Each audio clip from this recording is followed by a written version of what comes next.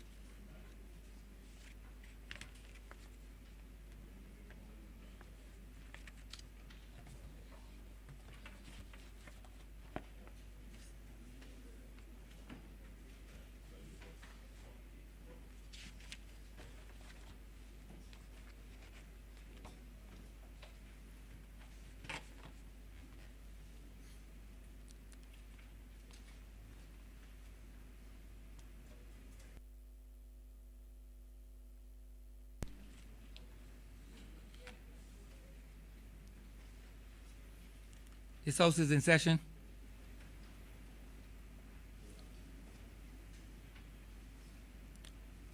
Minutes for the meeting held on Tuesday, August 24, 2021, and Tuesday, August 31st, 2021 to be confirmed. Honorable Leader of Government Business. Mr. Speaker, I beg to move that the aforesaid minutes be confirmed. The question is that the aforesaid minutes be confirmed. All those honorable members in favor, please say aye. Those against, please say no. Meeting the ayes have it. The aforementioned minutes are hereby confirmed. Announcements by Your Honor the Speaker.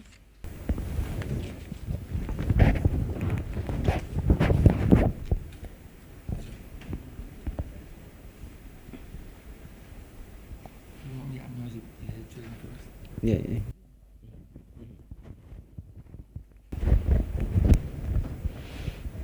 I wish that it gives me the greatest pleasure and honor to acknowledge the presence of Miss Naraya Reed, 9 years old, a class 3 student at Hinesbury Primary School, and to Sean Yearwood, 8 years old, a class 2 student at Lawrence T. Gay Memorial Primary School.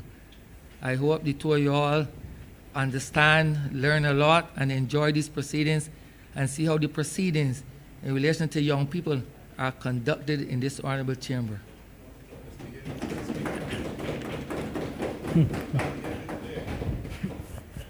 I hope that members of Parliament will in addition to acknowledging their presence, would conform to a high degree of civility and do not exhibit any untoward behavior in the presence of our young people. I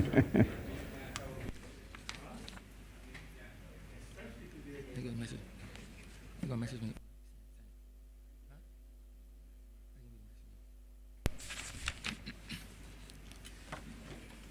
Message from the Honorable the Senate to the Honorable the House of Assembly.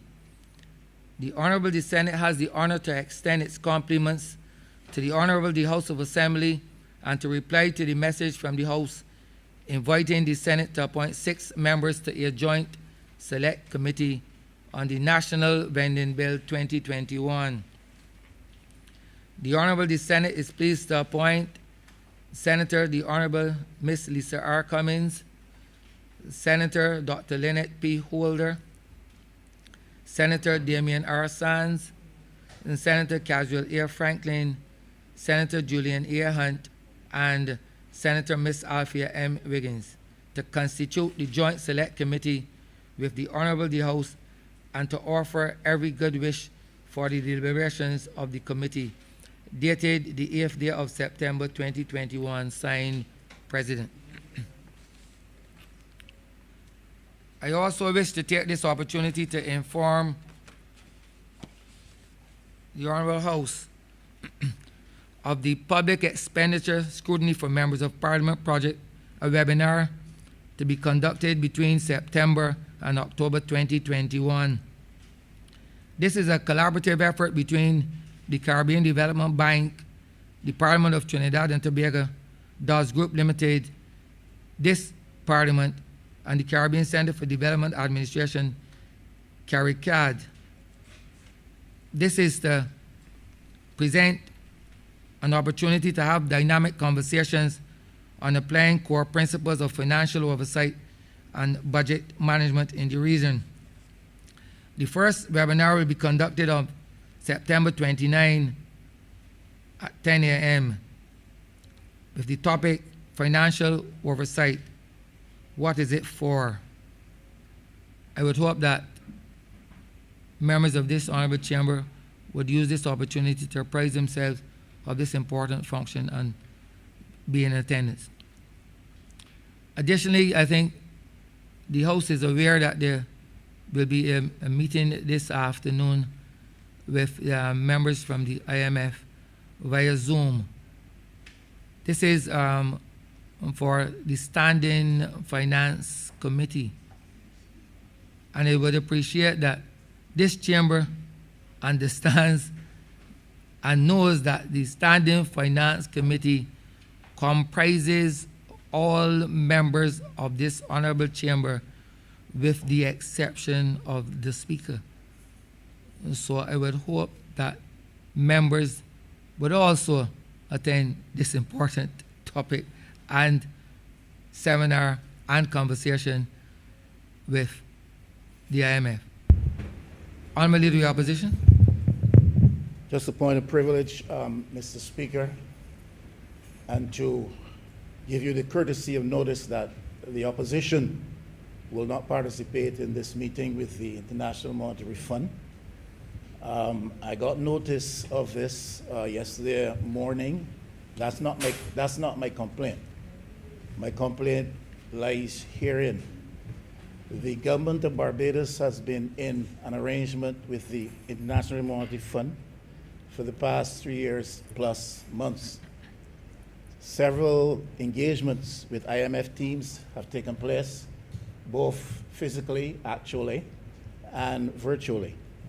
On no occasion up until this point has the opposition office, or the leader of the opposition, been given the courtesy of a call, a letter, a briefing, a conversation, a dialogue with any representative members of the IMF teams that have been to Barbados. I find this to be grossly out of order. I do not know how this particular initiative proposed for this afternoon has originated, if it comes out of the bosom of the government or the bosom of the IMF. It doesn't matter. My beef today is not with the government. Let me make that clear. My beef today is with the IMF. And I will not today participate and sit down in any meeting with them after 3.5 years of not hearing one word from them.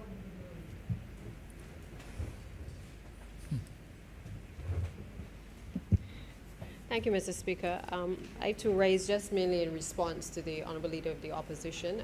I understand the sentiments, but I would wish to state very clearly that the request is that of the International Monetary Fund, and it's not the government of Barbados. I know he's not taking issue with the government of Barbados, but I'm just indicating, just for clarity, that yes, negotiations have been ongoing, discussions have been ongoing, but this is very specific to Parliament and what we will be discussing in terms of the agenda, of which the honourable members should be well aware, having, just like all the rest of us, received similar correspondence. We are looking at the role of Parliament in discussing and approving the preparation of the budget, which committees or the plenary are involved. We will also be discussing the role in discussing the supplementary budgets and the in-year environments, the role in fiscal responsibility frameworks, for example, reviewing the fiscal strategy report, the role of the Public Accounts Committee in scrutinizing reports of the Auditor General and challenging accounting officers, government on the execution of their budgets as well. We are also looking at the level of discussion around the audit reports which are submitted and tabled by the external auditor, and finally following up on the Attorney General's findings and recommendations. So that is really essentially a summary of what is the proposed agenda. It is nothing that is untoward. It is nothing that is getting into the details of any negotiations by the wider government. But really more, I would have to say, from my own reading of this, it is more procedural. And the honourable member is free, if he so chooses not to attend, but I would like the record to reflect that he has in fact been invited, and his participation is more than welcome, even if to indicate to the IMF directly that he would have wished a greater level of engagement with himself. Thank you, Mr. Speaker. Yes, Mr. Speaker, I've heard the honourable member quite clearly, and I would just like to reiterate, to repeat for clarity, because I did say my beef today is not with the government in this instance. I do not know where the initiative originates, either with the IMF or with the government. That does not matter. My problem is with the IMF and the fact that after 3 years, 3 years and some months, I am now to attend a meeting with the IMF, having not had the benefit of a single word from them. Not a report formally submitted to the Office of the Opposition, not a briefing, not a letter of query, nothing. And therefore, I will not sit with them today.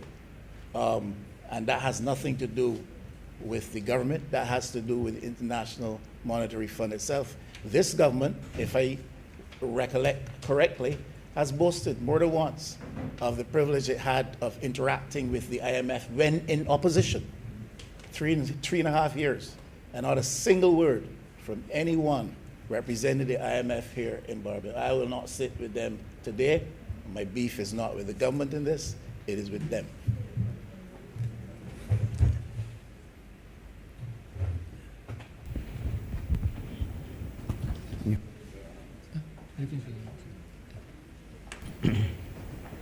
Messages from Her Excellency, the Governor General. You agree with that, don't you? Well, I think, yes, sir. Petitions, papers. Honourable Leader of Government Business. Thank you, Mr. Speaker. I'm commanded to lay the amendments to the Defence Officers Amendment Regulations 2021 and the Barbados Defence Force Reserve Amendment Regulations 2021, as well as the Civil Aviation Aerodrome Certification Amendment Regulations 2021. I'm also commanded to lay the annual report of the Barbados Prison Service for the financial year ended 2019. I am commanded to lay the annual report of the Barbados Investment and Development Corporation for the period April 1st, 2019 to March 31st, 2020, as well as the instruments adopted by the International Labour Organization, Protocol of 2014 to the Forced Labour Convention 1930, the Forced Labour Supplementary Measures Recommendation 2014, the Transition from the Informal to the Formal Economy Recommendation 2015, and the Employment and Decent Work for Peace and Resilience Recommendation 2017. And finally, Mr. Speaker, I'm commanded to lay the financial statements of the Transport Authority for the year 2019 to 2020.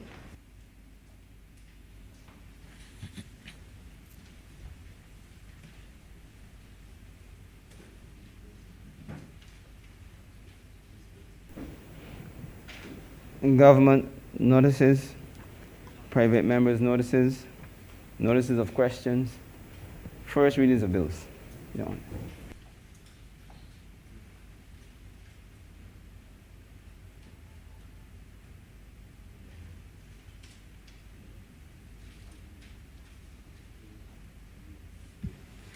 Honourable Member for St. Joseph. Mr. Speaker, I have the tremendous honor to move the first reading of the Constitution Amendment Bill of 2021.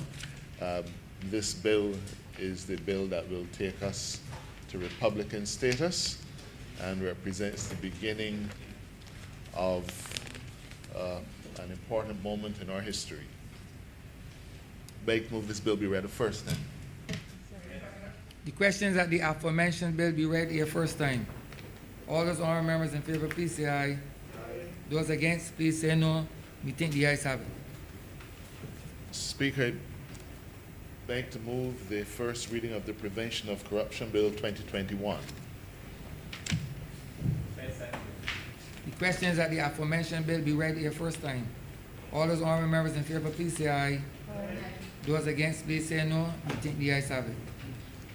Mr. Speaker, I beg to move the first reading of the Remediation Agreements Deferred Prosecutions Bill 2021.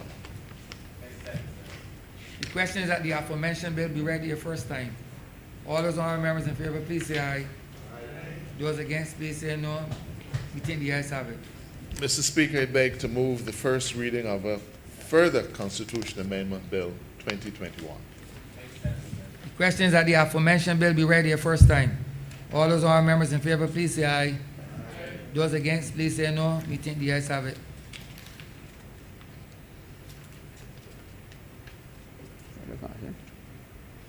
Okay.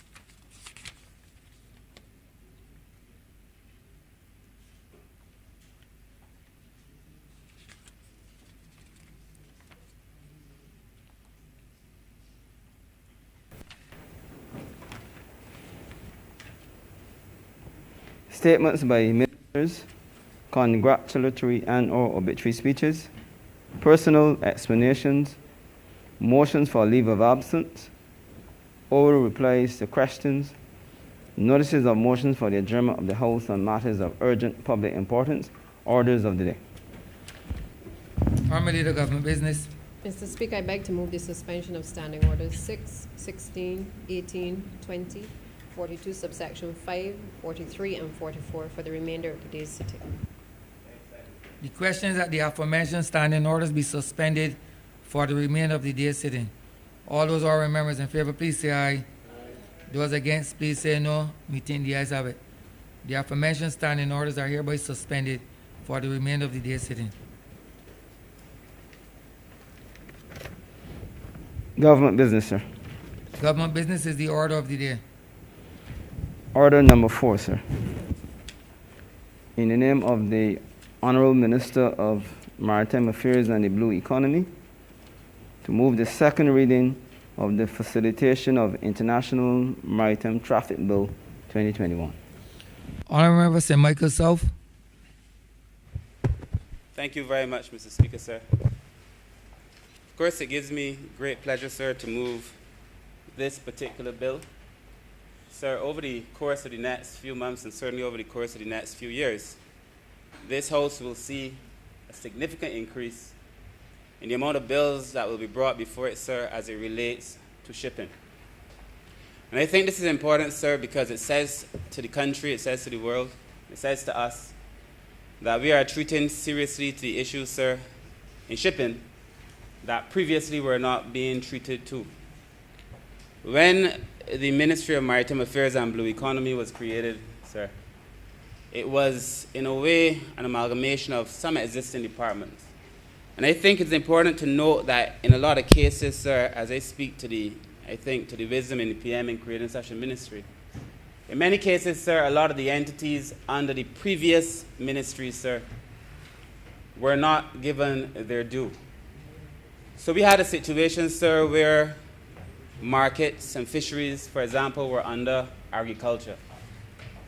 And in that instance, sir, agriculture would be spoken of more often by far than issues pertaining to fisheries. And we, sir, have made fisheries an important pillar in the way we do business. There's also the same case, sir, with markets. We've made markets an important pillar in the way we do business to correct a lot of the deficit that would have existed in relation to how we were treated into markets. It was also the same thing, sir, with coastal zone. We've now integrated coastal zone into our physical development planning to the extent that anything done in this country, sir, must have the comment, sir, of the coastal zone management unit. Recognizing that we are living in an environment, sir, where climate change is upon us, and that these decisions that we make cannot be made lightly, sir, and that we must state the comments of those who are concerned about the coast and the environment. And of course, the same is true for shipping. Shipping was tied to tourism under international transport. And so a number of areas in shipping that should have been addressed were not addressed. And I have the privilege, sir, of having a small but very competent shipping unit, sir, with persons with extreme talent and knowledge in this area. And what we saw wasn't that we didn't have the talent here, sir, but that the former government, predominantly in the last few years, but other governments too as well, if I'm being honest, did not pay attention to shipping in the way that we should have paid attention to shipping. And as a consequence, sir, we found ourselves behind in areas that we really should not now be behind in. And so that is why over the next few weeks, months, years, you will see a radical turnaround, sir, in the legislation that governs our shipping industry. And I will speak to some of them shortly. You will see Barbados taking a stance internationally in shipping, being recognized as a shipping nation of worth and of value over the next few years, sir. I have already made it clear to my staff that I wish to have a position where, in relation to how this whole process is governed, that Barbados is on that governing body. And so, Mr. Speaker, sir, there are many people who ask, why are we even having a conversation about shipping? You know, shipping may not be for many people on the backs of their minds. Many people may not get up on a morning and say, Minister, why are you doing this work in shipping? In fact, many people do not even understand the international issues related to shipping. But, sir, you know, the food that we eat predominantly comes here by ships. Most of the clothes that we wear, sir, through the Bridgetown port. Certainly, sir, if we did not think that shipping was important, so even if we go all the way back, most of us of color, and predominantly, sir, maybe all of us know the way the world is, came here not by our choice, but we came here by boat, at the bottom chained. And, sir, we too were cargo at some point in our history. So that the genesis of our own reality in the Caribbean region is an understanding of shipping. And one of the things that has troubled me primarily, sir, as minister, is that bridge, I shouldn't even call it a bridge because we don't cross it, but the pathway between Africa and the Caribbean by sea seemed to have been closed after the Europeans stopped moving black people as cargo. And that we have to have a relationship with Africa to be able to reimagine, sir, and you will hear that word perhaps a few times in this speech, reimagine our relationship, not only with Africa, but reimagine our relationship in shipping. And so that is why when we established embassies and so on, diplomatic relations with Africa, and people were asking why, I could not understand it. We need to have relationships with Africa, sir. It goes back to the core of who we are. And, sir, the Bridgetown Port has a relationship with the Port of Ghana, the Port of Kenya, because these things are going to be vital, sir, if we seek to reimagine shipping. But if you do not think that our historical perspective, or the one that I just offered, is of value, sir, COVID should tell us that we now really need to think seriously about shipping. Because, sir, during the height of COVID, and even now, but during the height of COVID, and certainly in the beginning of COVID, the disturbance in shipping and supply chains meant some countries could not even get food, sir. They couldn't get medication. Of course, we also saw that thing that troubles me most when it comes to international relations, where the big countries do as they wish. You know, things meant for small island developing states, sir, you are familiar with these things. These big countries holding on to your mask and your respirators and all kinds of things. That is why I feel that we really got to reopen that relationship with Africa and build our own pathway. But during the height of COVID, many of us, sir, could not get access to these things. And the consequence of that, sir, is that we've seen in shipping an exponential increase in the cost of things. So if you do not understand shipping, sir, understand that the food you eat, sir, is going up because of issues in shipping. As a matter of fact, during COVID, you know, one of the biggest concerns we had in Barbados, across the world, but in Barbados and in the Bridgetown Port, was that the containers, because you don't really own the containers. The containers come, they bring your stuff, and you have to get them back out in a certain time. But because many of the ports across the world were closed because of COVID, you couldn't get out the containers. These things started to incur such costs. You understand? That you cannot tell people that I can't get out your container because the port is closed. They incurred costs. And of course, at the end of the day, that cost is passed on to everybody who consumes, which is, at the end of the day, all of us. And so we saw, during the height of COVID, that a conversation on shipping is going to be important. Also, we saw, sir, that you have to have the capacity to be resilient and to do other things, to be able to feed yourself. And so this conversation on whether or not we should be looking at shipping and facilitating shipping, sir, is also a conversation about feeding ourselves. And that is why when I look at the honorable member to my right, the member for St. Philip South, I am so proud of the work he is doing in agriculture to be able to ensure that Barbados can feed itself. And when I bring next few weeks, sir, in relation to fisheries, what we are doing to be able to ensure that we allow fish, or Barbadians to have access to fish for generations to come. Because we also have to look at how we are going to be able to feed ourselves. So if the history doesn't appeal to you, I know it appeals to you, sir, but I mean to other people. Or if it is that the reality of COVID doesn't make it obvious that we have to pay some attention to shipping, sir. Just the other day, I think it was March, or April, I think it was March, where we had the blockage in the Suez Canal. The Suez Canal. Where that canal, sir, is 193 kilometers to the best of my recollection. And it was blocked by a ship that was 400 meters. And for a week, nothing could pass. And in that week, sir, so many ships were blocked up. That resulted, sir, in months of delay. People being able to get access to goods and to services. Fruit and vegetables, sir, on board some of those vessels going off. Medicines. All kinds of things, sir. Simply because we had a blockage, sir. So when we think about shipping, do not think about shipping as the intellectual pursuit of a few. We have to consider shipping for what it is. It is the way most of us will eat. It is the way most of us will clothe ourselves, sir. It is the way most of us will get our medication. Even if it is flown into Barbados, you best believe at some point it was on a ship from some place to some place. And that is why, sir, I think it is going to be very important for us to look at shipping, sir. And when we came to office, it is important to note, sir, the state of shipping. What did we come and find?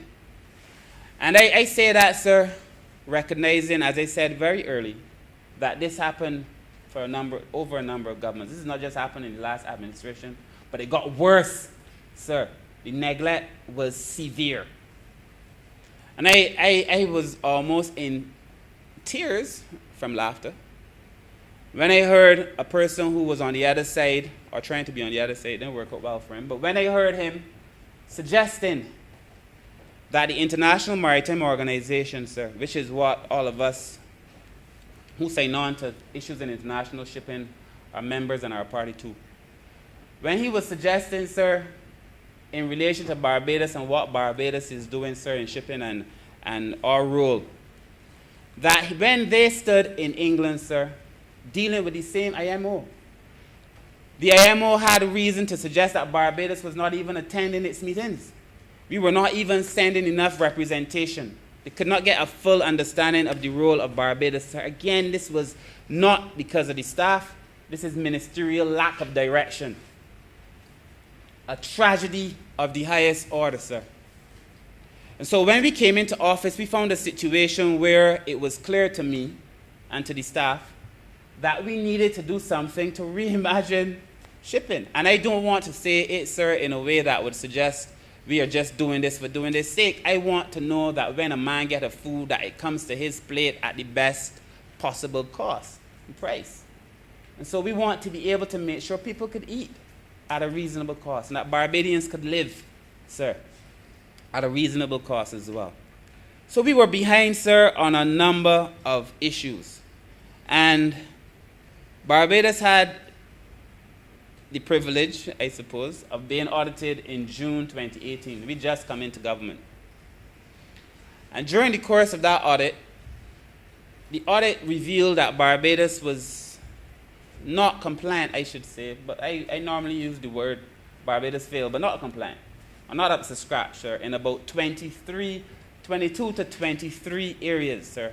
A lot of it in the legislation, some administrative, some in terms of the positions that we need to create, because if you're talking about shipping, you're going to need new jobs, sir, new skills. But what we found, sir, after the audit was that Barbados had fallen down in a number of areas. And that the reason we fell down, sir, is because, as I mentioned earlier, we were not giving the kind of attention to this area that we should, that we must, sir. And not only because it is the dictate of some international organization, because I don't feel anybody should be exerting pressure on me that I can't exert pressure on. And that is why the staff knows very well that we have to have a meaningful role in this organization to influence. But when, sir, the audit was done, sir, there were all of these areas where Barbados fell short. This is June 2018, so this certainly has nothing to do with this particular administration. I gave the commitment, sir, that we will attend to these areas that we fell down in, sir, and one by one, slowly over time, sir, step by step, we will correct them.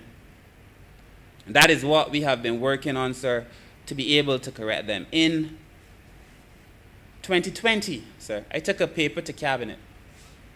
And in that paper, sir, we spoke to a new national policy on international shipping. And, sir, that policy basically sets the framework, the guidelines for the direction in which Barbados must go as we seek, sir, to reimagine maritime. And a lot of things were laid out, sir, a number of pieces of legislation, the things that I feel that we have to do. And so over the next few weeks, one by one, legislation in this department, legislation, sir, that will seek to bring meaningful change in the lives of people. A significant amount of the work that we have to do, sir, is to ensure that the average Barbadian, sir, has a role in shipping. And that these things, as I said, do not remain the exclusive purview of a few. Barbadians have to have a role, sir, in shipping and to be able, sir, to benefit from it. That is why we have to reimagine maritime. That is why we have to create, sir, a situation whereby people would want to do business with Barbados.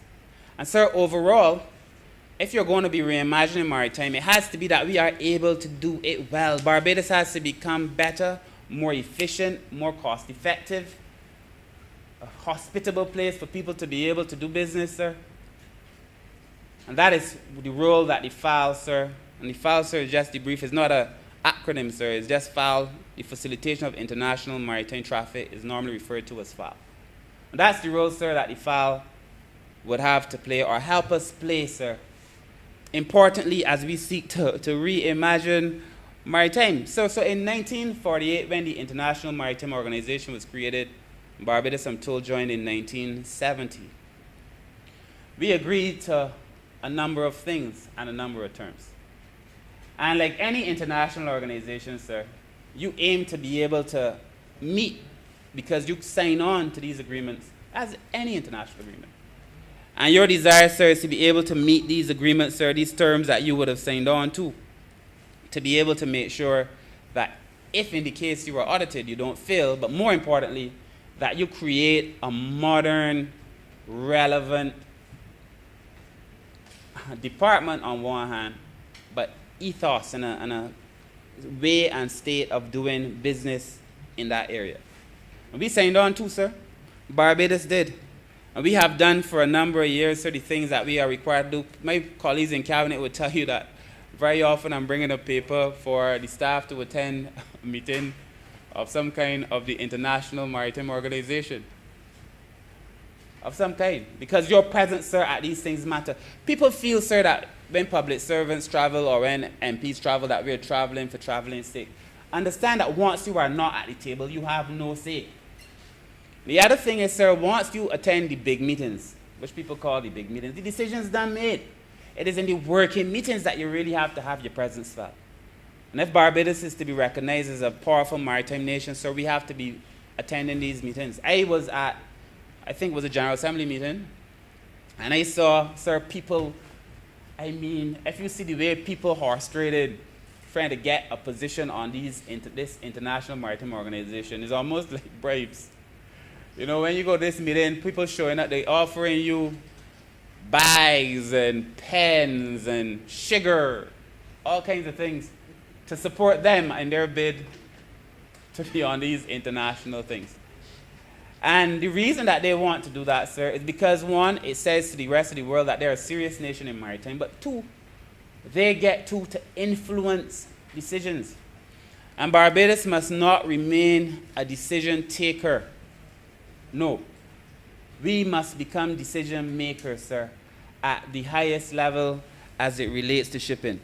And, sir, that is why I am thankful, sir, that we are putting ourselves in a position, and I had hoped that this would have been the year, but true thing with COVID, it set us back. But the amount of legislation that we are passing, sir, the changes that we are making in the Bridgetown port that I will speak to, the things that we have done and are doing, the changes that I hope we can make to our ship registry, again, I will speak to that as well. These things will say to the rest of the world, Barbados is rising. I'm stealing from the Honorable Member for St. John. Barbados rise as a serious maritime nation. And I am proud, sir, to have had the opportunity, or to have the opportunity, I shouldn't say have had, I'm still here, to have the opportunity, sir, to be the minister responsible at a time of such transformation. And that is the best word, sir, to define it. It is a period and it is a time of transformation. I really want, before I go any further, to thank the staff in the Ministry of Maritime Affairs and Blue Economy. I have my, if you may allow me, sir, to just say I have my two most senior members in that department here, the Chief Technical Officer and the legal consultant, who soon will be Director of Maritime. And who have done such yeoman service for this country, sir, over such a short space of time. And I also must thank them, sir, because I feel as if in 3 years, I have no understanding of affairs in shipping, that one may get the impression, sir, that I am some professional, studied in it. But that is just by sitting at the feet of the men and women in that department, sir, who school me. And in whose arms, sir, metaphorically, sir, I have rested with the assurance, sir, that when we say we are going to do something, sir, it is going to be done. Barbados will become a powerhouse as it relates to issues in maritime. Sir, sir, there are a number of things that we have to do, sir. And in that policy that I spoke of, sir, the national policy on international shipping, we laid out a vision for the country. Very clearly laid out, sir. I will not go through all of it now, but very clearly laid out. And that we know, for example, sir, that we have to do something with our ship registry. We also know that we have to correct certain deficiencies. We also know that we have to address the IMO audit. We knew that we had to separate domestic shipping from international shipping. Our shipping legislation, sir, was a hodgepodge of everything. So that the legislation that guided our domestic shipping, guided our international shipping, we are separating the two, sir. And you will see those pieces of legislation coming here. So that previously, the legislation that was meant to guide jet skis was also the legislation that was guiding our ships over 150 tons. And so there were things in there that did not relate. You understand? There were things in there that were so out of sync, sir. People picking up our legislation in some far-off country, they don't want to hear about some of these smaller things. And the people in Barbados, sir, don't necessarily want to be bogged down with all of those things. We've separated them and kept that which is relevant, sir, in the separate legislation. The operators of jet skis, for example, would tell you, because we went through, in our domestic legislation, we went through so many meetings with the jet ski operators. Persons who operate watercraft, I should say, but a lot of jet ski operators. Meeting after meeting after meeting. I ran into one. I was in St. Michael South, and he drove by me, and he stopped, and he reached out, sir, and he said he wanted to shake my hand, but you know, in this environment, we knock. So I gave him a knock, and I said, but what happened? And he said he was so thankful because no ministry, no minister before has ever taken the time to meet with them the way that we have been meeting with them as jet ski operators, sir. And then he whipped out his little badge. You remember? He whipped out his little badge, sir, because before, the little things matter to people. We got to get the little things right. Before, sir, imagine jet ski operators had to go to sea with a paper that they were given to say they have a license. They would fold it up, put it in a plastic bag or something, put that plastic bag then in another plastic bag, and take it on their jet ski, because if the Coast Guard were to pull them over, they had to show that they had a license. So we created, obviously, a very nice, cute, functional, waterproof ID card, sir, that they take out to sea with them. He was so thankful that we were able to put him in a position, sir, where he did not find himself having to explain to the Coast Guard why he did not have his license, because he also feared it would get wet and fall apart. So it is in the little things, sir, by creating a ministry focus, sir, on getting some of these things right, things that are important to people. And the relationship between persons on the sea, as is the case with the average citizen sometimes, and the people who are enforcing the laws, is not always necessarily good. So we've reduced those tensions, sir. And then we've also been able to create relationships at the level between the Marine Police, the Coast Guard, sir, and some of these persons, sir. I'm saying, sir, building relationships, whether it is at the local level or the international level, is going to be so important. That is why we are talking about facilitation. And I don't mean to say, sir, that we are only going to be doing facilitation for the international level. We have to do facilitation at the local level as well. And in our legislation, sir, to come, when I came into office, sir, we were looking, and it's in our manifesto, we wanted to address the ship registry. The ship registry, sir, currently has a few ships on it, sir. It's been doing very well to a certain extent, but I feel like we need to do more to get more ships registered with Barbados. More ships, sir, because it has the potential to generate a significant amount of revenue for Barbados. People ask me where I see money for Barbados, revenue generation, job opportunity, sir, in shipping. we get the ship registry right, sir, we can generate so much more revenue for Barbados. Ships that would come, and because ships have to be assigned a nationality, and so they pay to fly your flag when they're sailing. If we can have more ships wanting to use the Barbados flag, we get significant more revenue from it. But we also have to have in place the legal framework. That is why we're here, to be able to attract those ships. We also not only do we need the legal framework, sir, but we also are going to need, sir, the capacity to monitor those ships. And you don't want to have these low-end ships, sir, these high-risk ships, doing these high-risk maneuvers, again, the Barbadian good name tie-up. We have to be able, sir, to attract proper ships. This legislation, sir, as part of our series and suite of legislation, sir, because when it's done, it's going to be comprehensive. These things, sir, will make a significant difference to Barbados, sir. And of course, sir, when it comes to flag performance, that is how you are performing in relation to maritime safety, security, marine pollution prevention, and maritime labor safety. The Honorable Minister responsible for labor, who has a great affinity for the work that we have been doing of late, who, sir, would tell you that when we send bills to him, they are often long and involved. But whose comments, sir, on these bills, sir, is of such import to us, sir, and add such value, because people would say, you know, y'all want to create this thing and, you know, give people low-end jobs. That's not the intention. We also, sir, we don't only want to create more jobs, we want to create better jobs. And we also want, sir, to protect people who get those jobs, so that we are not putting Barbadians on ships to be treated in any way by anybody. And, sir, when we make the adjustments even to our own legislation, sir, we are saying we have to have a clear, concise way for resolving disputes and settling these conflicts that allows Barbados to be involved, so that you cannot mistreat Barbadians when we do start to get more and more Barbadians on board these vessels, sir, over time. And, you know, there is, in shipping, the STCW, the Standards of Training, Certification, and Watchkeeping. It is a training that most people now must go through to work on a ship. Back in the day, so when we have the Seamen's Day, I think it's in November or October, when we meet with the seamen, sir, normally once a year, near the end of the year, soon.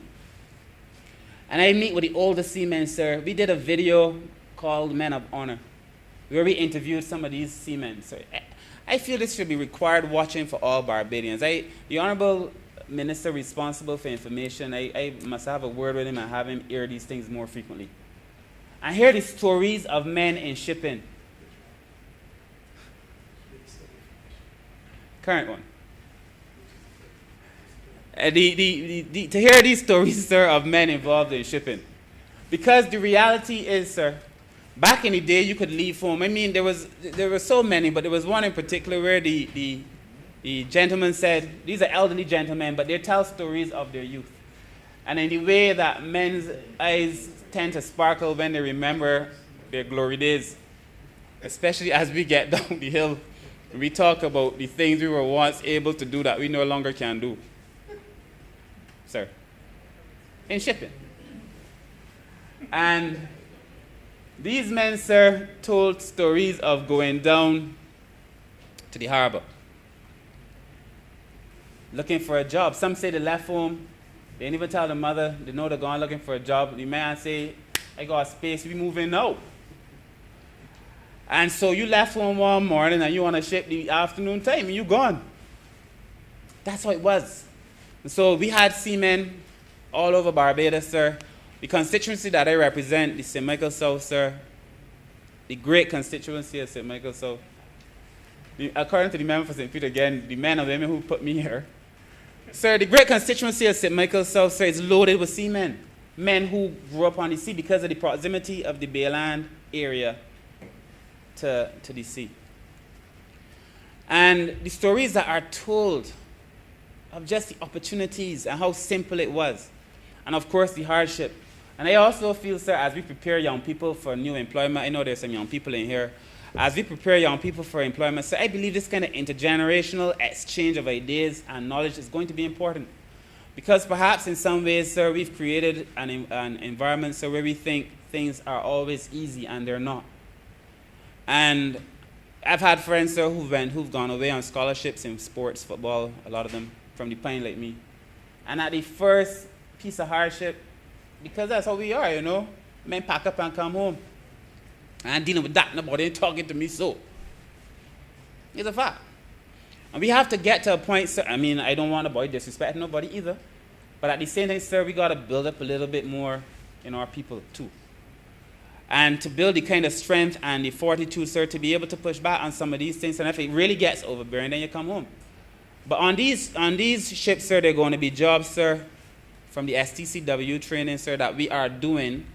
And I hope to have that training program rolled out in the shortest possible time. We've been working with the TVET, it is, Vocational Training Board, the NTI, National Training Initiative, National Transmission Initiative, sorry. We've also been working with the SJPI. I know we're doing a training program now with the Barbados Community College, by Matt as well. So we're doing all working to build out training. Because when we put persons on ships, it can't be that I just sending people to scrub decks and stuff. And I do hope that I get some of those jobs. And I will make sure every member in here, when the opportunity comes and it is fast approaching, including my good friend who leads the opposition, sir, when these jobs start to come. Huh? A man without faith, sir, is in the wrong profession. Anyway, sir, the reality. Sorry, forgive me, sir. I really like the honorable leader of the opposition. So, sir, the reality is, sir, that we are looking to get jobs at every level. So that we want to put nurses who are trained in the STCW, doctors, because you all have to have it. STCW, just a few days of training. Once you've done that training, combined with your professional skills, sir, you're on board the ship. We've been talking to the ship, sir, and they want to have Barbadians. I mean, the reality is, sir, that there are still many people who haven't forgotten how good we've been. And for that reason, sir, I am confident, sir, the STCW training, once it is in our legislation, because we have to embed it in our legislation, that is now too with the CPC. And that will be before this Parliament, sir, hopefully very soon too. And then we can certify persons, sir, in the STCW and prepare more young people for jobs at sea. And that is very much imminent, sir. And so I am happy to say, sir, that in a number of these areas, sir, we are doing all of the necessary and the right things.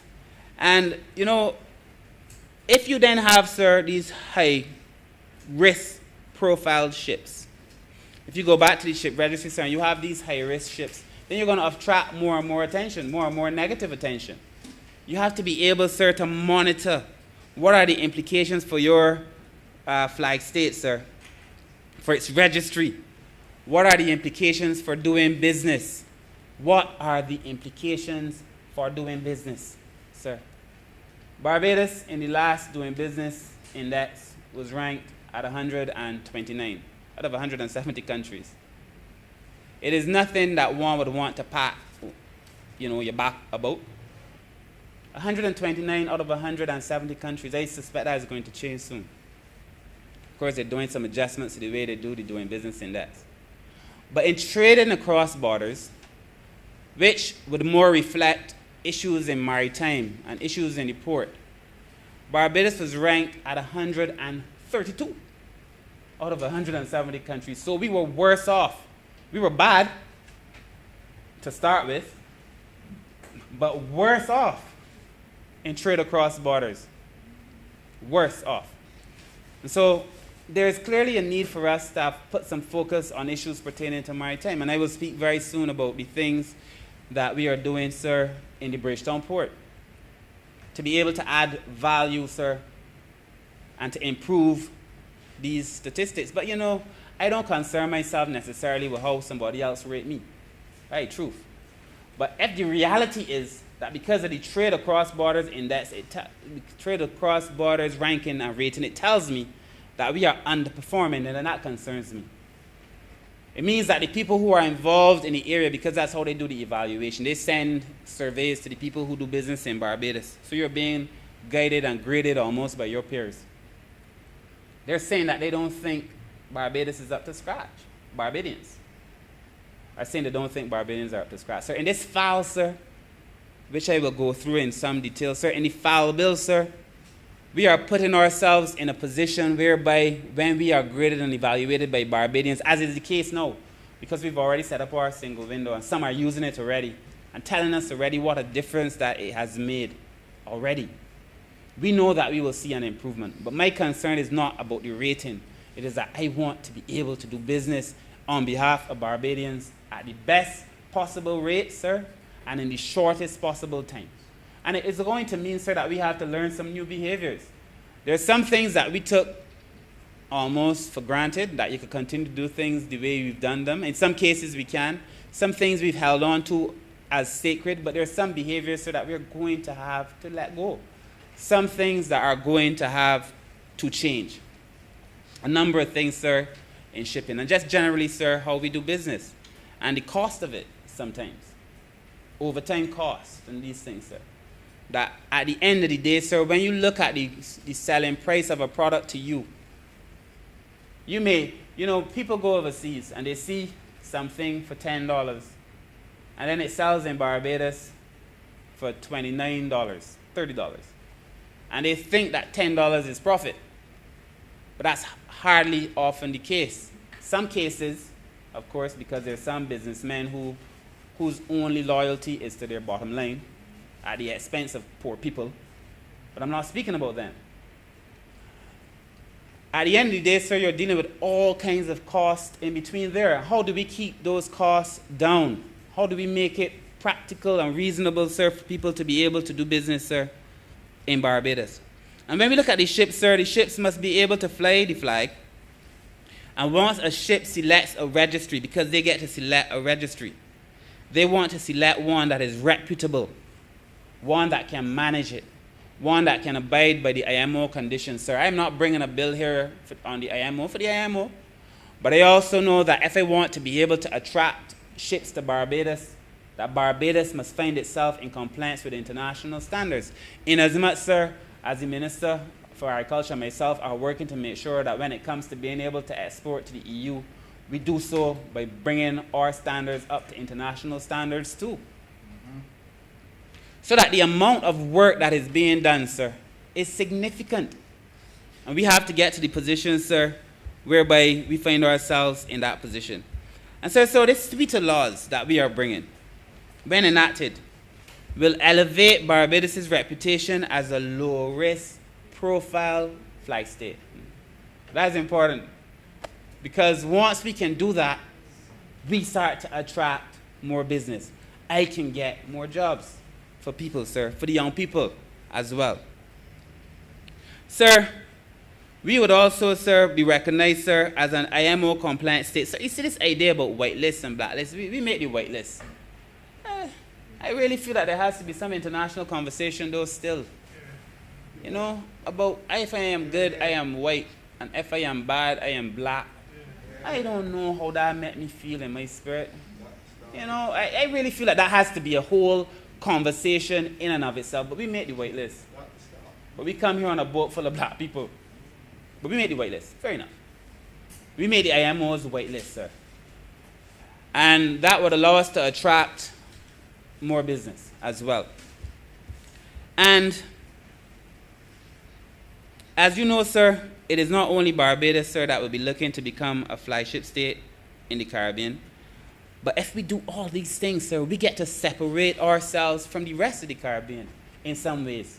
Although I still feel very strongly, although it doesn't always appear that it's working out in our favor, but I feel very strongly, sir, about Caribbean unity. As a matter of fact, the Barbados Labour Party, sir, as a party, sir, that which governs us, our Constitution, still has as one of its fundamental principles for us to have regional unity. I think it's one of the few of any political parties in the region.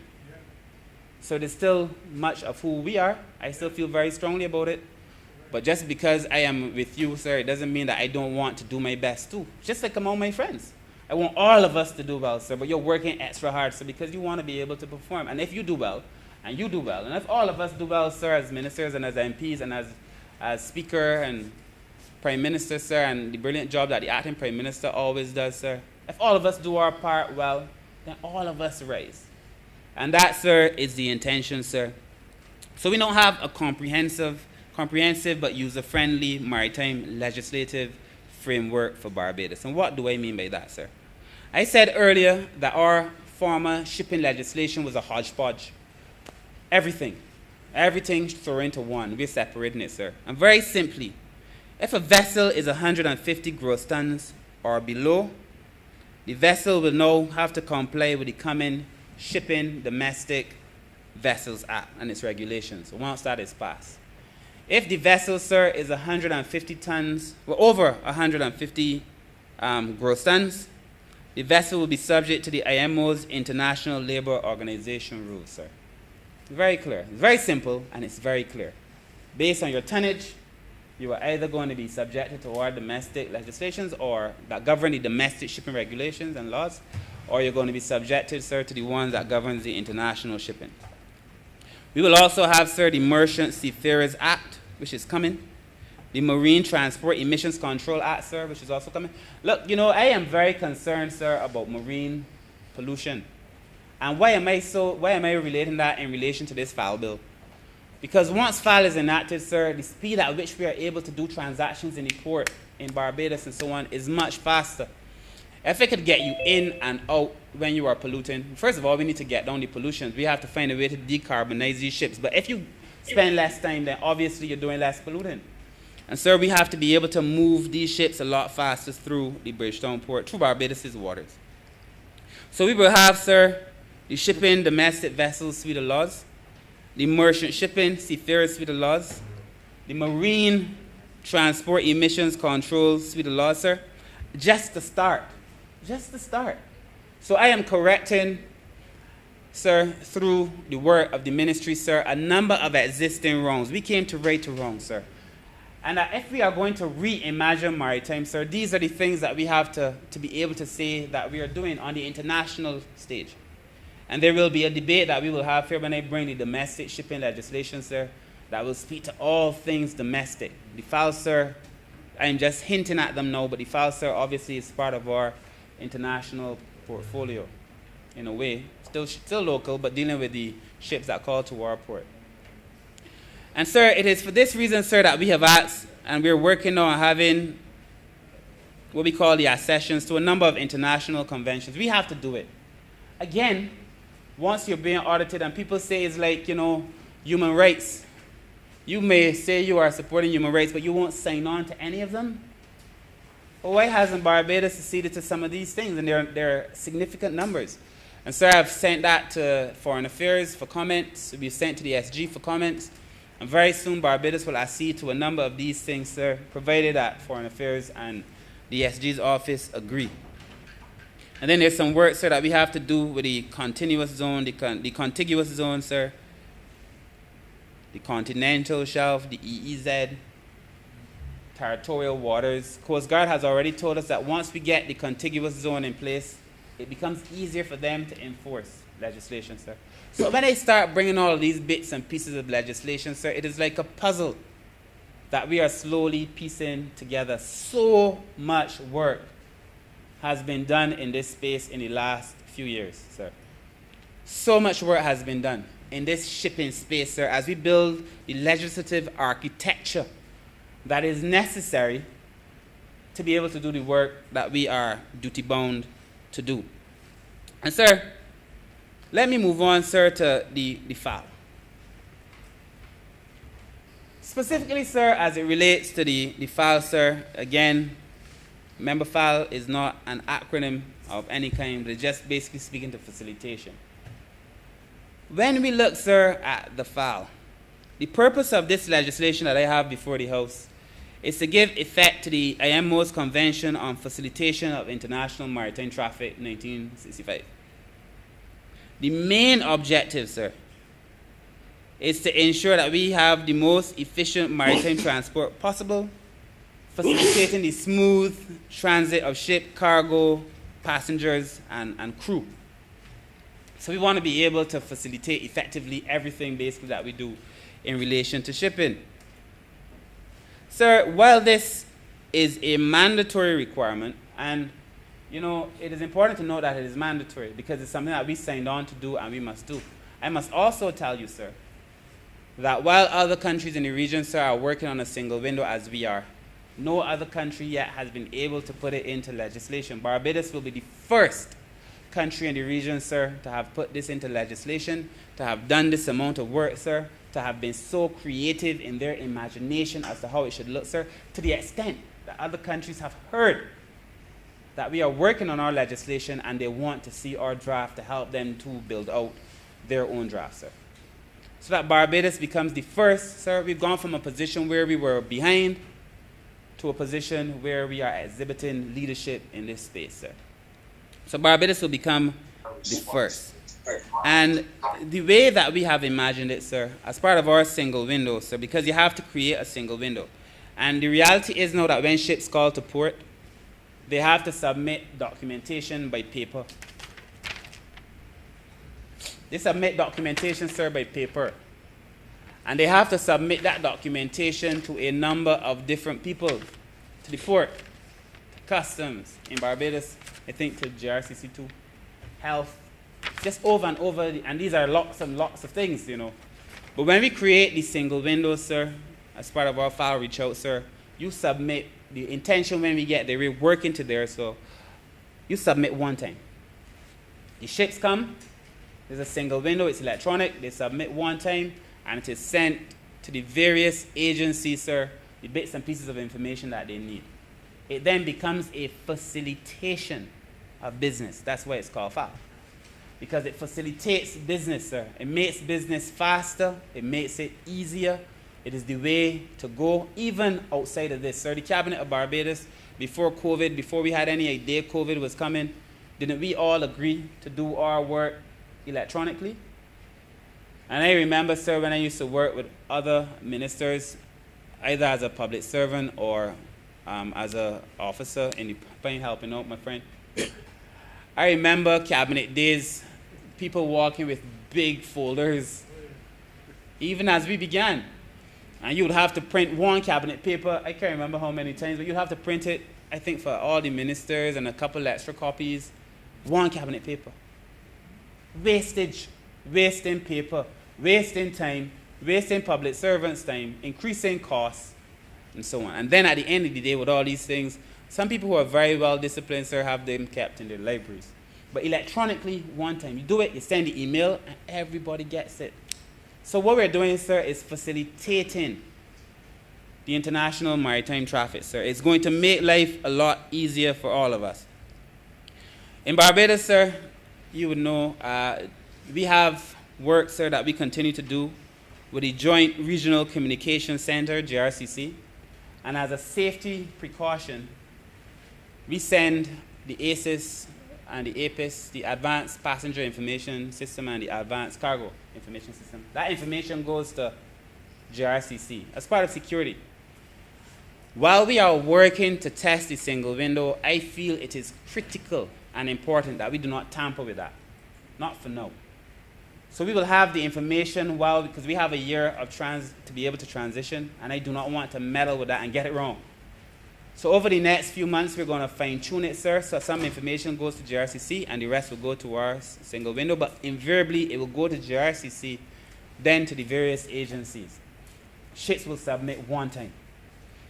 That is so attractive to the persons in shipping. I mean, when I meet with people who are involved in shipping, sir, this is the question that they keep asking me about, When are you going to be able to do this thing, sir, and improve efficiency in business, sir? So that is where we are heading. And, sir, I am very pleased to say that while we will be the first, we also have one of the best. You know, there's another Caribbean country and a few, but there's one in particular that had built a single window. And it had the assistance of an international, well, a country, a big developed country in Europe. We built our single window in-house in the Bridgetown port. And that there is so much talent in Barbados and so much talent in the ministry and in the Bridgetown port. We built our single window in-house. And it is an improvement on the one that was built by the developed countries of the world. So that instead of having to re-enter the information when ships go into ours, because in the other one they have to re-enter every time, though they do it one time. When you go into ours, you enter your information, so it starts to automatically populate based on certain numbers. So that ships even have less work to do, sir. Ships will have less work to do when they come to Barbados because of the way we've adjusted ours to make it even better than what the Europeans built, sir, for somebody else. Barbados, sir, must reimagine maritime. And it is not going to be good enough to be good enough. We have, sir, to set the leadership as we have always done, sir, and that we are continuing now to do. And that is why, sir, we are happy to report, sir, that very soon, as part also of our port community system, whereby, sir, you have an airport security, community system, as you have as an airport community system, a seaport community system, where people who are involved in that community actually exchange information. You know, in Barbados, sir, we have all kinds of people doing business in the port. It's a community. And it makes it a lot easier if you have a port community system. So the file supports that community system. So that it's not only for the ships that come in from outside, it is persons who are here, the brokers, different agents, all being able to access this single window. And I've told you, sir, there are some people who have started using it already, and they report to me that it is a good and a pleasant thing. So that we are really doing a lot, sir, when it comes to being able to improve the maritime sector in Barbados. And sir, the key functions of the FAL, Port Community System, will be to remove the barriers to the just-in-time operations. And the just-in-time simply refers, sir, to processing improvements to reduce unnecessary waiting of ships. Nobody wants to rush to stand still. You run into a port, you try, and you know, sir, with ships and so on, when a ship says it wants to leave at 10:10, that ship wants to leave at 10:10. If you are provisioning that ship, your goods better be on board the ship long before 10:10 because they will move. So you don't want, sir, to have, once the ship gets here, you're not going through a whole set of papers. You have that information in advance. You do most of the processing, sir, in advance. And, sir, so what we're going to have as the benefits of the file, we're going to have reduced waiting times for the ships visiting at our berth, sir. They want this quick, efficient service, sir. You're going to have reduced fuel consumption. I feel it is going to be very important for all of us, sir. You know how Barbados feels. You know how this government feels about fossil fuel. You will have reduced consumption, sir, of fossil fuels. I must also tell you that the Bridgetown Port is working at being able to give the ships clean energy, so that even as they remain at berth, they are using clean energy, sir, and not polluting our waters. Of course, then you have less congestion, improved planning. Sir, all in all, this is brilliant. And it is important work for those of us who would want to say that we are involved in this space. Sir, I must also say on July 17th, 2019, at a social partnership meeting, the Prime Minister created, as her role as chair, a subcommittee to examine the efficiency of the Port of Bridgetown. And this is so important, sir, because if your port is not efficient, then designing a file and a single window and all that, sir, is to just put a system into a whole set of inefficiencies, like putting crystal clear water in a muddy pool. It changes nothing.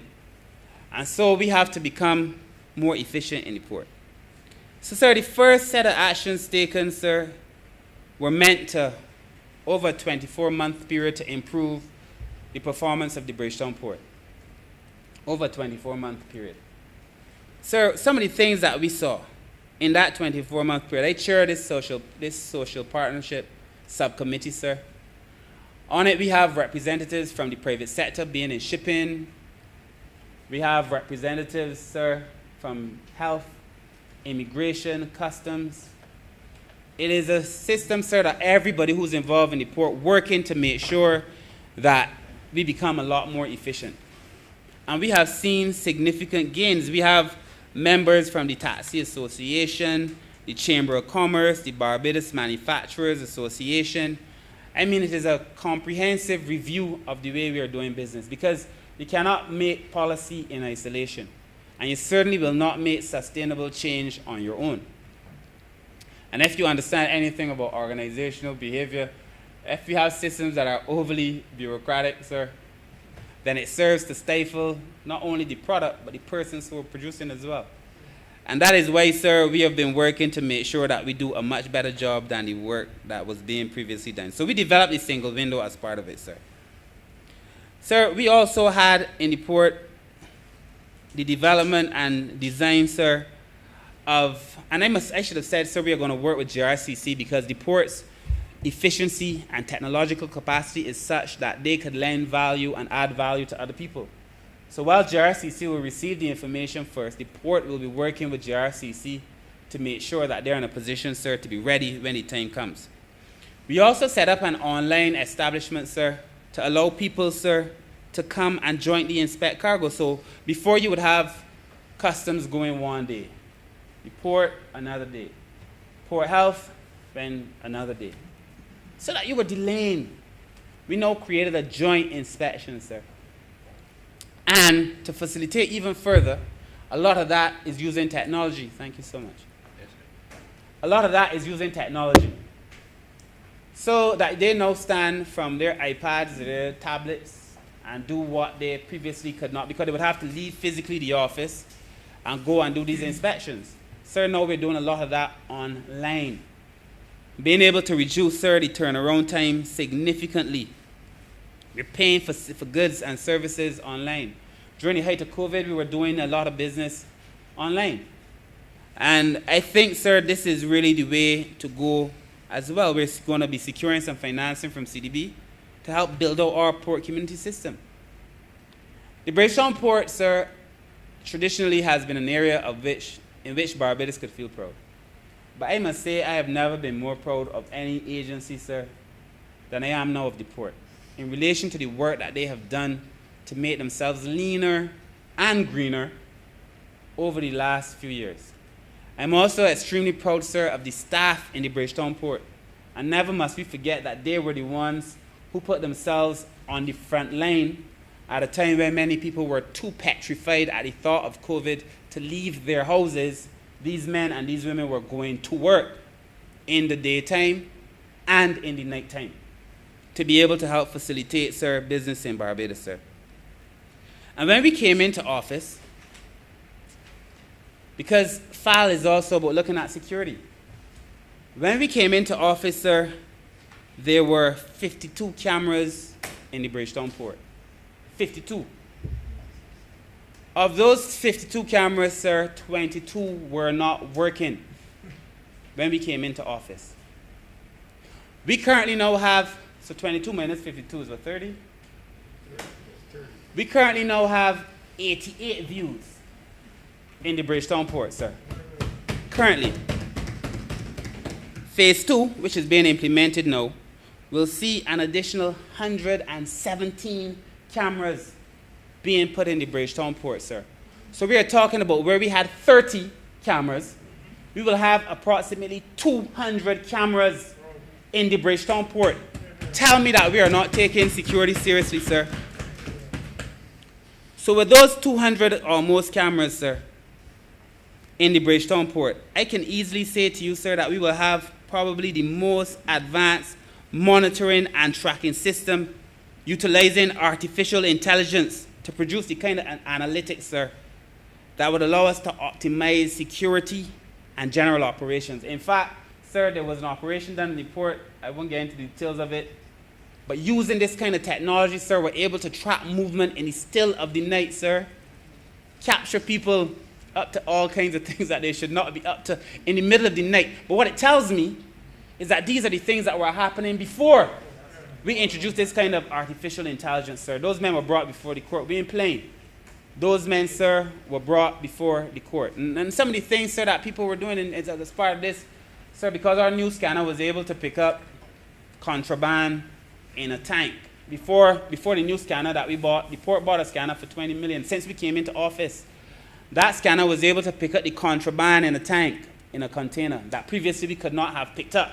That's one. Of course, when we held the guy who was up to his dastardly behavior, you know, we were able then to find some additional things. But we also found drugs attached to the hull of a ship, sir. So that the port, using its technology, has been able to solve some of these things, sir. So by December 21, the port will have the most advanced CCTV system in the entire country.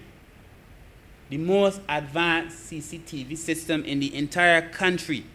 It is the use of these technologies, sir, operated by the port, which has been exposed to all kinds of training and specialized training, sir, that has resulted in the interdiction of about $1 million in contraband in the last month alone. We were able, sir, to interdict about $1 million in contraband in the last month alone. That is because of the systems that we, sir, have put in place. We, sir, are taking this security thing extremely seriously. We have gone from having 30 functional cameras to having about 200, sir, by the end of the year. From having a system, sir, that would be the joke of people who were taking it seriously, to having the most sophisticated system, we believe, by the end of this year, sir. So that when I say to you, sir, that we are not playing, we are not playing. As part of our wider efficiencies too, sir, there used to be a time where the truck turnaround time in the port, when you send a truck to collect your items, it would take 70 minutes. We are down to 40 minutes. We cut that time almost in half. But they know, if they were here, that I want that time to go down to 30 minutes. That we have to do it safely, clinically, and do it in a secure manner, sir, but efficiently and fast. Get people in and get people out, sir. The significant reduction in the length of time, sir, that it takes to do this business, sir, and we have been able to reduce 90% of the paper. 90% of the paper that is being used in the port or was being used in the port, sir, we've been able to reduce. And that which used to take us 10 days, the dwell times for containers and so on, now takes us 6 days. And before COVID hit, we were heading to 4 days. So that there is movement, sir, in Barbados. And that when I talk to you about facilitation, I am not talking about talking sake for talking's sake. I am talking, sir, because we have radically transformed the port. And that we have done so, sir, in a way that the members of the personnel in the port, sir, also feel extremely proud about the work that they have been able to do. And I must also say, it is because of this work. It is because of this work, both the physical security and the cyber security, because remember, FAL is a maritime security convention. It is because of this that the Bridgetown Port was again this year re-elected as the chair of the Technical Advisory Committee on Port Security under the OAS, sir.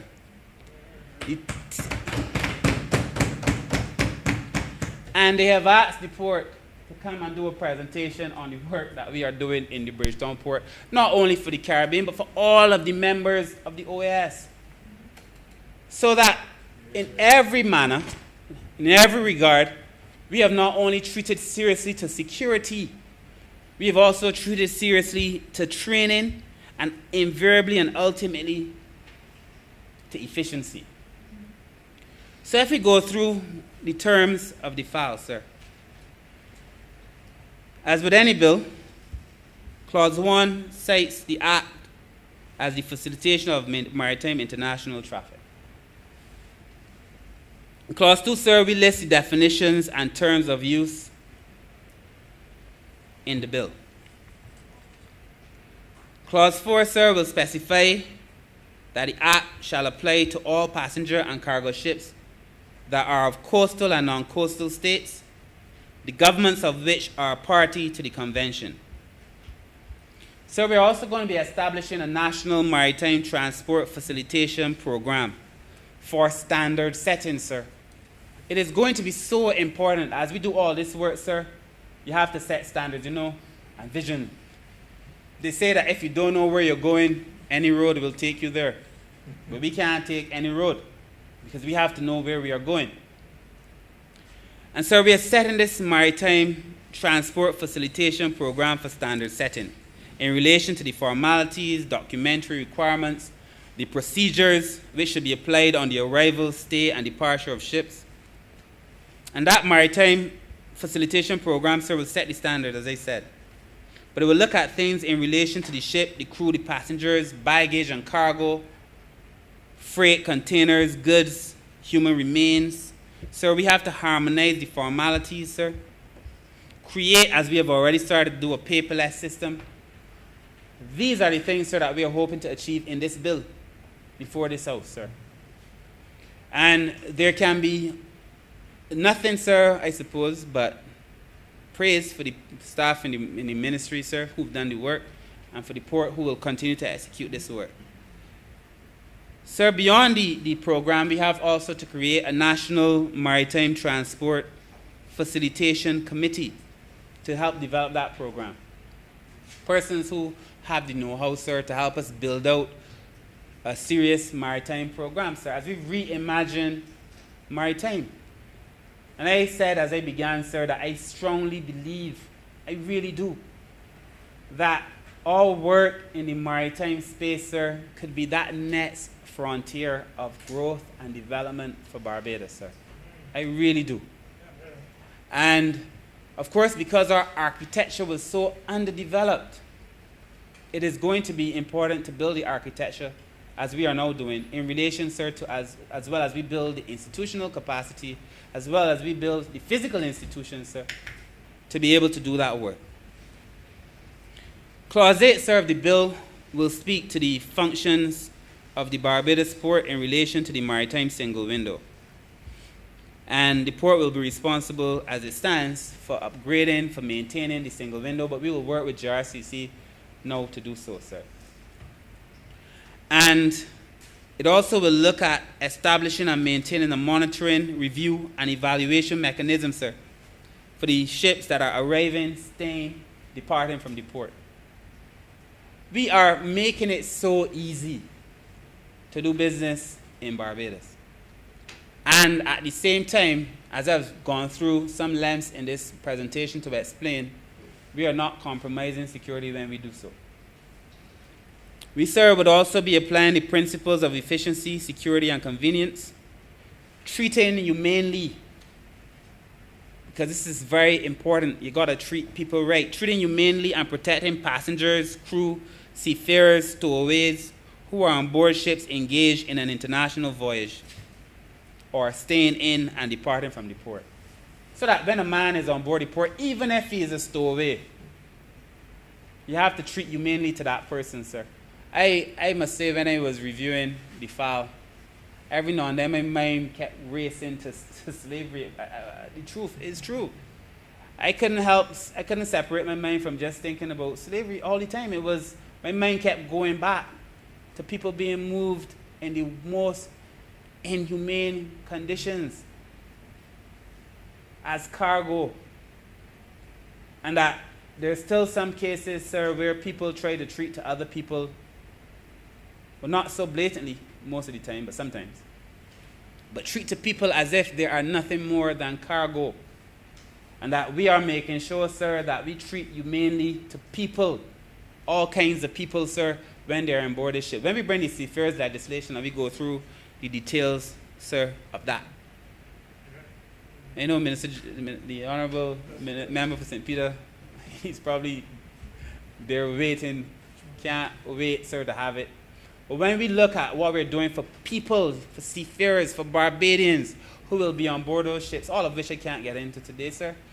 But when we look at what we're going to be doing for those seafarers, sir, it is going to be that when we put people on ships, we're not just setting people out as if Barbados stops its representation for Barbadians when they get off the plane in another country or a boat in another country, As a matter of fact, Barbados has been so kind as to extend the most hospitable, kind treatment to people who probably had never seen Barbados before during COVID, sir. We were able to treat the people humanely, which is extremely important, sir. Remains one of the things, sir, as Minister, of which I am extremely proud, the way we conducted ourselves during the most trying times, sir. And they say the measure of a man is known, sir, when he's being tested, sir, by those fires. The former Prime Minister Arthur used to always say, the best blades, the strongest blades are forged in the hottest fires. The best steel, it is true, forged in the hottest fires. And sir, so we displayed, sir, the kind of compassion as a country that can only be rooted in principle. You can't pretend to be good that kind of way. I also know that what is inside a person invariably, eventually will come out. You could only pretend for so long.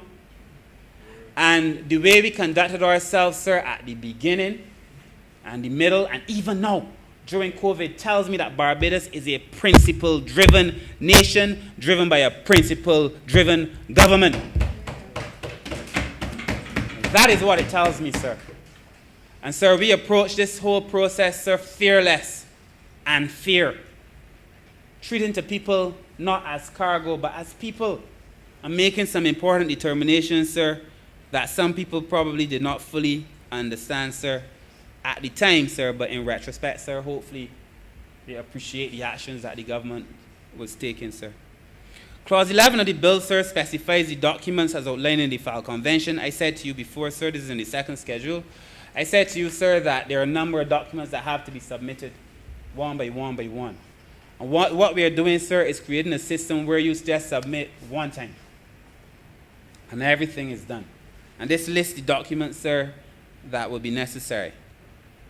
Clause 11, subparagraph 4 of the bill is consistent with the FAL Convention. It makes provision, sir, for the transitional period to allow for the submission of the required information for the clearance of processes both in paper and electronic. I said, sir, we have a 12-month transition period. Because it is noted that we are not going to get it right the first time. It would be unwise to start this system, sir, and cut off everything else that you knew.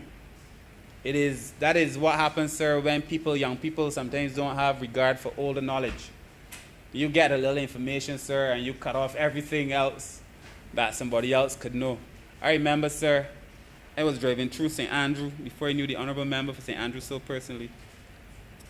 And my car, that time I used to drive a black Maybach Mitsubishi. It was a fast car. I can drive too pretty neither. Because as one of them men to get my license as a big man. Because I had to wait till I had a job to pay for my license. But I was driving through St. Andrew, sir. And my car, I took a road and my car just ran off the road, like barely the back left tire. I put sticks, I tried all kind of things to get this thing back on the road, sir. This is just a little story about knowledge and why it is important. And I put sticks and all kind of things. I reversed, I went forward, I get grip. There was an old woman sitting in the window, sir, looking through this thing at me. Just sitting down there, just waiting for me. I couldn't get this thing, so I went and I asked her if I could get a phone call because at that time, you know, in a big band of cell phones, I asked for a phone call. She asked me for what? I said, I want to call somebody to help me with my tire because I can't get it on. She said, you want help? I said, yes, I would like some help. She said, well, you don't ask for the help. And she called, I guess, a son or a grandson. They had seen that so many times that in about 3 seconds, with the knowledge that they had, twist the car this way, position this thing this way, it was out the thing like it was never an issue. But in my youthful exuberance, I was young at the time, and I imagine lack of regard for people who know, which is a fault, sir, that cripples many of us. My lack of regard for those who knew, I end up there now for about an hour, 2 hours, I sweating, I frightened. You know, when you're trapped in certain places, you start to panic. Hollywood has made a mess of our minds, you know. So I panicking, and this lady came, sir, with her knowledge, sir. It is an error. It is an error that is made and repeated. It has been repeated recently, too, in Barbados. For you to start a system and immediately end the other system.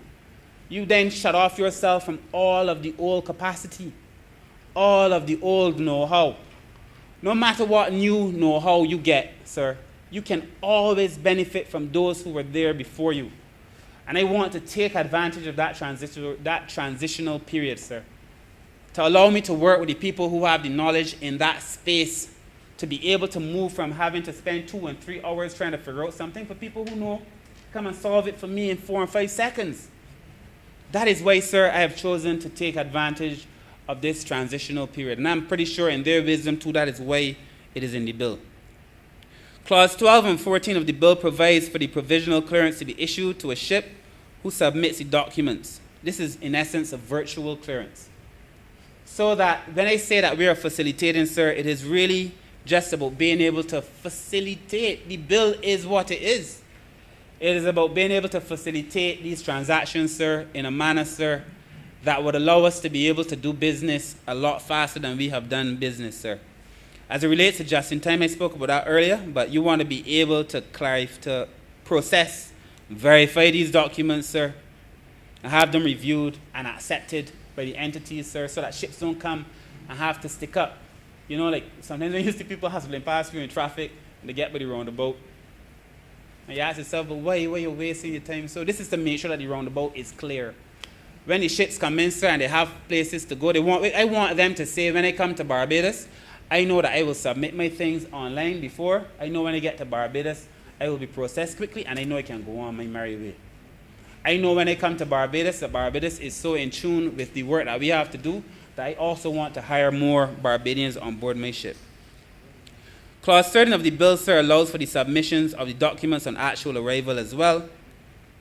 And Clause 15 lists the documents to be submitted through the maritime single window. 16 to 19, sir, as we get closer to the end of the bill, 16 to 19, sir, of the bill provides for the pre-departure times and documentation for a ship leaving Barbados. And Clause 17 of the bill, which is consistent with Clause 12, provides for virtual clearance, sir. All over the bill. Facilitation. I know, sir, that if we are able to do this right, when we say we are reimagining maritime, it is not just conversation. It is a reality that will transform lives, improve the way we do business. The Honourable Member for St. James South, I know your concern, sir, ma'am, sorry, is in relation to the way we do business. I know the Honourable Members for St. Philip both have an interest in this area as well, sir.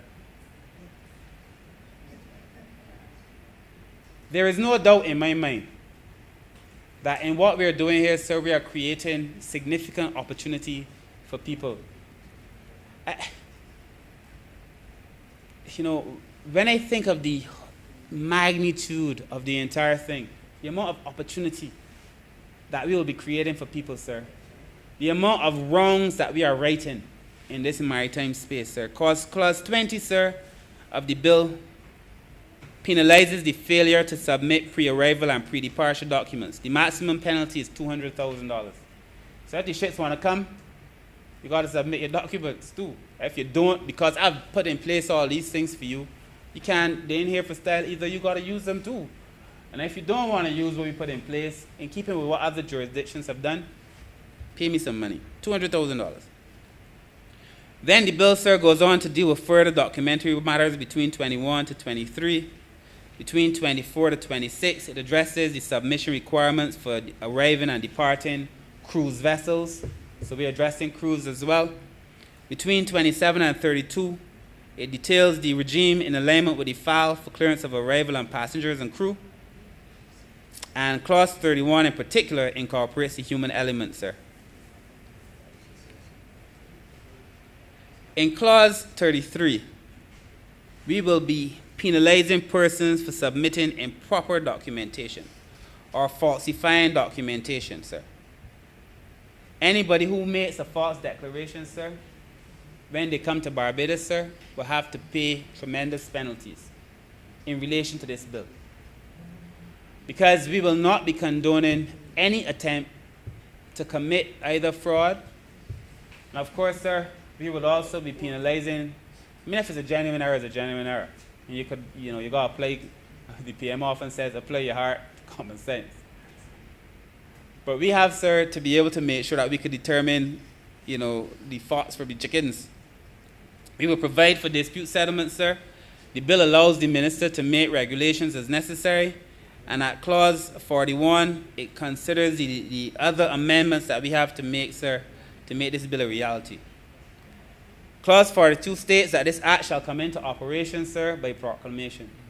As I said, sir, there are a few things that I would like to be able to iron out, especially in relation to the JRCC.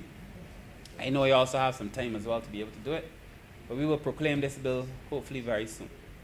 But I'm telling you that there is an excitement in the persons involved in shipping, sir. There is an excitement, so if you speak to them, there is an excitement about what Barbados has done, about the transformation, though not visible to many, but that it is felt and reeled in the experiences of those whose lives depend on shipping.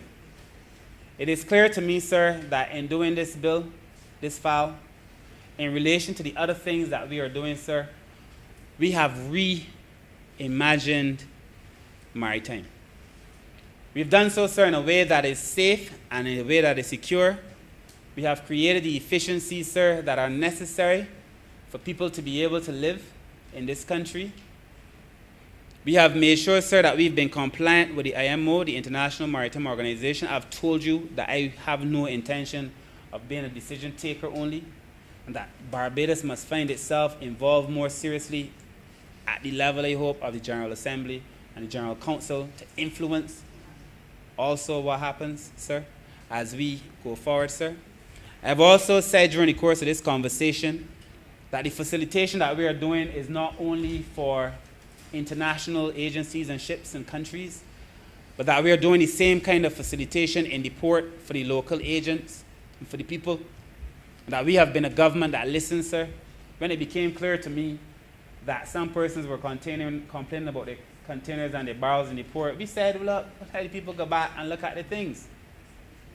People have to be able to facilitate business, and one of the things we will do is that we will create a safe container examination facility, not inside the belly of the port, but with the same kind of security near to the port, so that you can then come and examine your containers without compromising security, either for yourself or for the port.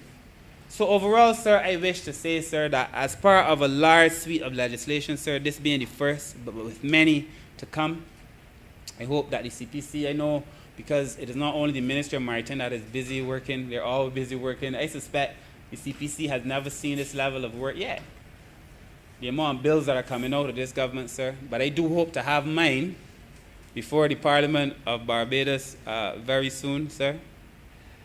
I've also said, sir, that we've been working with the immigration, the customs, and so on, sir, to become more efficient. You've seen it. You've seen the improvements in immigration. I've seen the improvements in customs. So overall, sir, as I close, I wish, sir, to commend this bill to this House.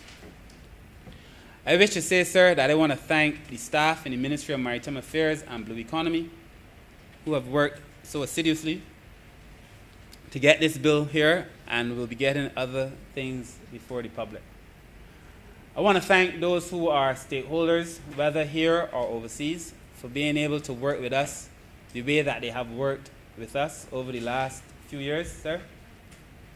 And I say to you, sir, as I close, that over the next few months, sir, as we continue to bring new pieces of legislation consistently within the maritime sphere, it will be, sir, to the betterment of this country. It will be, sir, to the betterment of the institutions which exist in this country. And it certainly, sir, will be to the betterment of Barbadians, sir, in and outside of this country, sir. With that, sir, I wish to thank you. I remember you have to move the bill, be read a second time. Mr. Speaker, sir, I move, sir, that this bill be read a second time. Honorable Leader, Government Business. Thank you, Mr. Speaker. Normally, the Honourable Leader of the Opposition would raise at this point in response, I'm sure, to our colleague who's just led this debate. However, I would have indicated at the outset that we have a standing committee meeting with the International Monetary Fund at 2 p.m. and in order to allow members to break for lunch, but also not to rush the Honorable Leader of the Opposition in his response, I would therefore wish to move the suspension of the sitting until 3:15 p.m. Take the second that, sir. The question is that this honorable chamber be suspended until 3:15 p.m. All those honorable members in favor, please say aye. Those against, please say no. Me think the ayes have it. This honorable chamber stands suspended until 3:15 p.m.